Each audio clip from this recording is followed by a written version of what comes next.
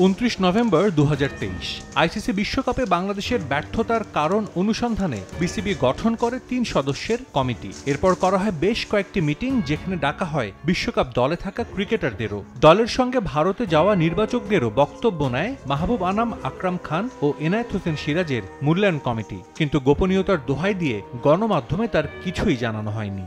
কিছু বলা যাবে না, বিশ্বকাপে দলের অধিনায়ক হিসেবে গিয়েছিলেন সাকিব আল হাসান। এই অলরাউন্ডার বরাবরই মাঠের চেয়ে মাঠের বাইরের নানা বিষয়ে ব্যস্ত থাকেন, যার কারণে কমিটি গঠনের প্রায় 2 মাস পর সিলেটে বিপিএল চলাকালীন সাকিবের সঙ্গে সাক্ষাৎ হয় আলোচিত সেই তদন্ত কমিটি।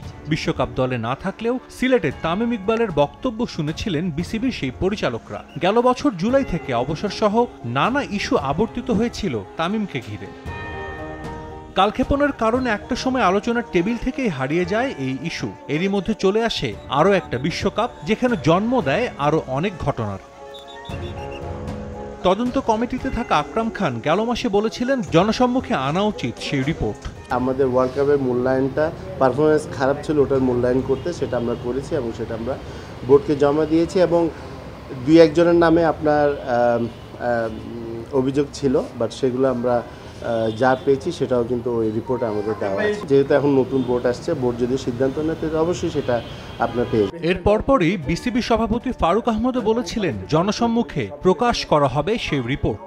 অবশ্যই এটা জনসম্মুখে আসবে এবং সবচেয়ে বড় কথা শুধু আপনাদের জানবেন না, এটা দেখে এটার থেকে যে রেকমেন্ডেশন, আমি জানি না কোনো রেকমেন্ডেশন থাকবে কিনা, কারণ আকরাম খান লাস্ট সে তদন্ত কমিশনের সে কিন্তু মেম্বার ছিল, right, if I am not রং।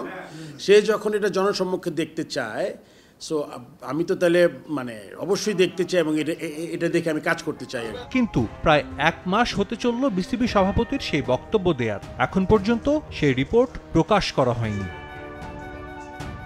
নাজমুল হাসান পাপন থেকে ফারুক আহমেদ, বিসিবি সভাপতি হিসেবে দায়িত্বে যিনি থাকুন না কেন, কোন অদৃশ্য কারণে বারবার ধামা চাপা দেওয়ার চেষ্টা করা হচ্ছে বিশ্বকাপ ব্যর্থতার রিপোর্ট। ক্রিকেট বোর্ডে অনেক পরিবর্তন আসলেও এই রীতি থেকে কেন বের হতে পারছে না, সেটাই এখন বড় প্রশ্ন। সাজিদ মুস্তাহিদ, সময় সংবাদ।